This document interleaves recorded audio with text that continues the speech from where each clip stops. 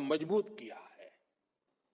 आज देश इस मजबूत नींव पर विकसित भारत की भव्य इमारत का निर्माण शुरू कर रहा है। लेकिन निर्माण की इस प्रक्रिया में हमारे सामने चुनौतियां कम नहीं है। भारत अब दुनिया का सबसे अधिक जनसंख्या वाला देश बन चुका है।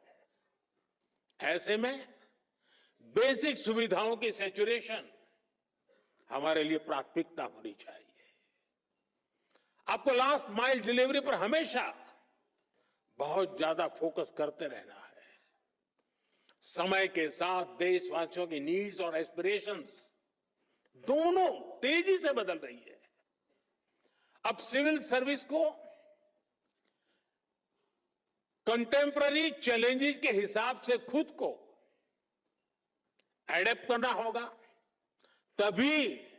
तभी वो रिलेवेंट बनी रह सकती है।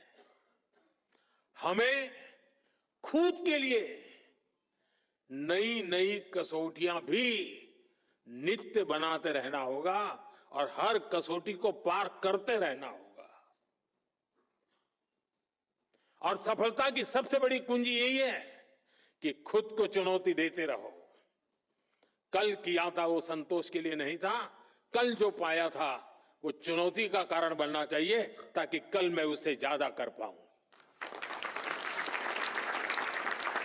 अब सिर्फ पिछली सरकारों से तुलना करके अपने काम, अपनी परफॉर्मेंस को हम तय नहीं कर सकते। मेरे पहले डिस्ट्रिक्ट में फलाने भाई थे, उन्होंने इतना किया, मैंने इतना कर दिया, जी नहीं। अब हमें अपनी कसौटी बनाना है।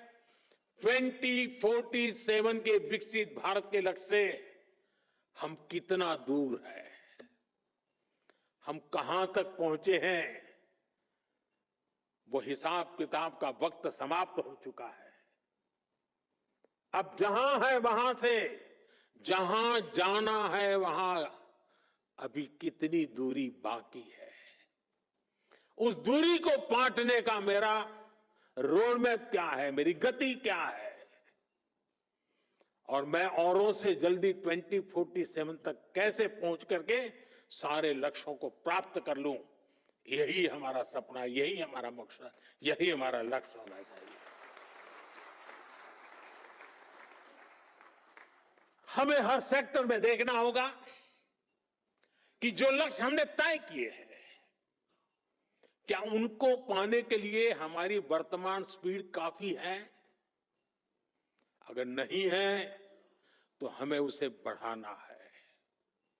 हमें याद रखना है, आज जो टेक्नोलॉजी हमारे पास है वो पहले नहीं थी। हमें टेक्नोलॉजी की ताकत के साथ आगे बढ़ना है।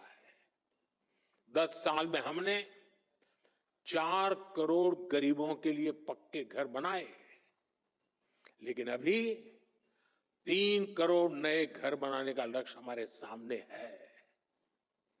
हमने 5-6 सालों में 12 करोड़ से ज्यादा ग्रामीण घरों को नल कनेक्शन से जोड़ा है। अब हमें जल्द से जल्द गांव के हर घर को नल कनेक्शन से जोड़ना है। 10 साल में हमने गरीबों के लिए 11 करोड़ से ज्यादा शौचालय बनाए। अब हमें वेस्ट मैनेजमेंट से जुड़े नए लक्ष्यों को जल्द से जल्द प्राप्त करना है। कोई सोच भी नहीं सकता था कि करोड़ों गरीबों को 5 लाख रुपए तक का मुफ्त इलाज मिलेगा।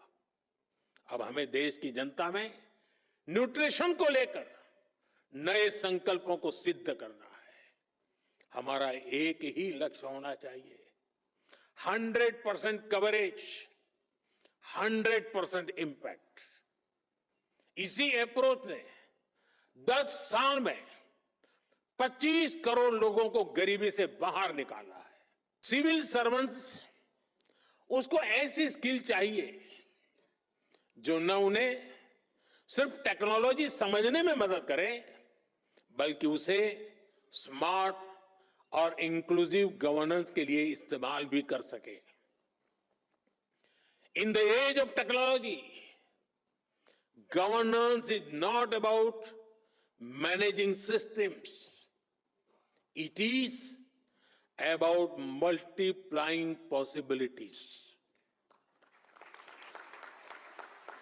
हमें टैक्स से भी होना पड़ेगा ताकि हर पॉलिसी और स्कीम को टेक्नोलॉजी के जरिए ज्यादा एफिशिएंट और एक्सेसिबल बनाया जा सके।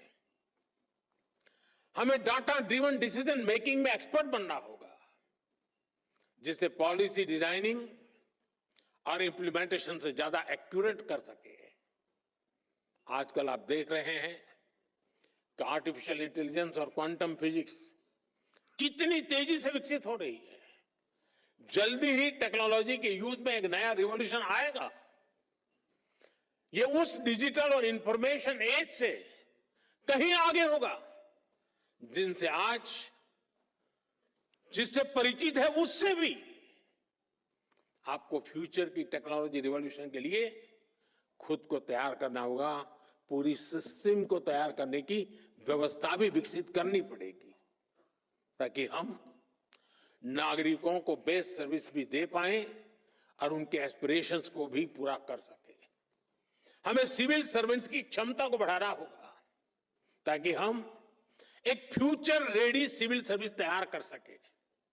और इसलिए मिशन कर्मयोगी और civil service capacity building programme, और जिसका जिक्र हमारे कैप्सेक ने अभी किया, मैं इन दोनों को मेरे लिए वो बहुत अहम मानता।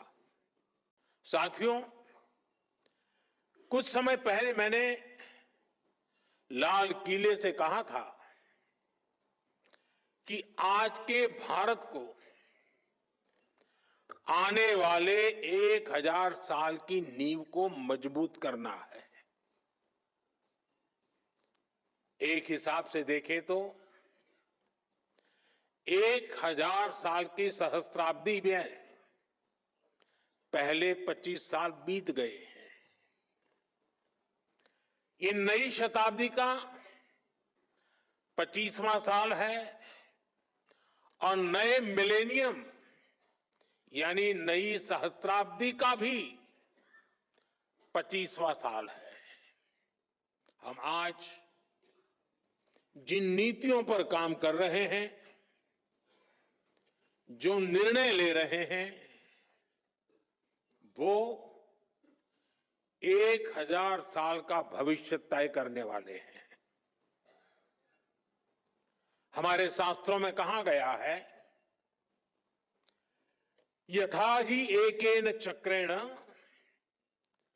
नरथस्य गति ही भवेत् एवं पुरुष कौर्ण बिना दैवम न सिद्ध्यति। यानी जैसे एक चक्र से रथ नहीं चल सकता है, उसी प्रकार बिना मेहनत के सिर्फ भाग्य के भरोसे सफलता नहीं मिलती। विकसित भारत के हमारे लक्ष्य की प्राप्ति के लिए भी विकास रथ के हर चक्र को मिलकर चलना है। दृढ़ प्रतिज्ञ होकर हर दिन हर क्षण इस लक्ष्य के लिए काम करना है। लक्ष्य को प्राप्त करने के लिए जीना है। जिंदगी अपने परिवार में भी आप देखते होंगे कि परिवार में अगर 10-15 साल का बच्चा है और जब उससे बात करते हैं तो आप फील करते हैं आप आउटडेटेड हैं। ये इसलिए होता है क्योंकि समय बहुत तेजी से बदल रहा है। हर 2-3 साल में गैजेट्स कैसे बदल रहे हैं, कुछ समझे सीखे उसके पहले नया आ जाता है। हमारे छोटे छोटे बच्चे इन तेज बदलावों के साथ बड़े हो रहे हैं। हमारी ब्यूरोक्रेसी, हमारा कामकाज, हमारी पॉलिसी मेकिंग भी पुराने ढर्रे पर नहीं चल सकती। इसलिए 2014 के बाद से देश में व्यवस्था परिवर्तन का एक बहुत बड़ा महायज्ञ शुरू हुआ है। हम इस तेज स्पीड के साथ खुद को तेजी से ढाल रहे हैं। आज भारत की एस्पिरेशनल सोसाइटी, भारत के युवा, भारत के किसान, भारत की महिलाएं, उनके सपनों की उड़ान आज जिस ऊंचाई पर है वो वाकई अभूतपूर्व है। इन अभूतपूर्व आकांक्षाओं की पूर्ति के लिए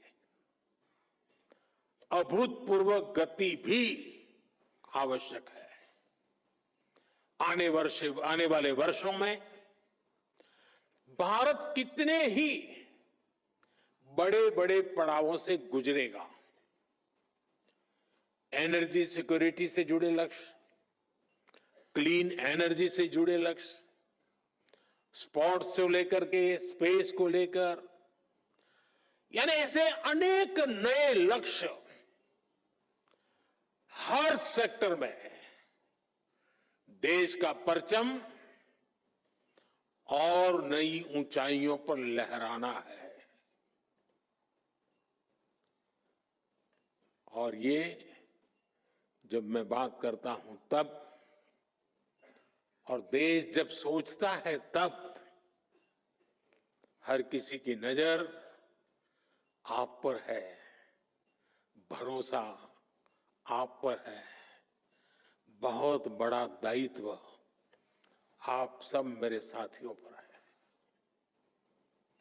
आपको जल्द से जल्द भारत को दुनिया की तीसरी सबसे बड़ी इकोनॉमी भी बनाना है। इस काम में विलंब न हो, ये हम सभी को सुनिश्चित करना है। साथियों, बीते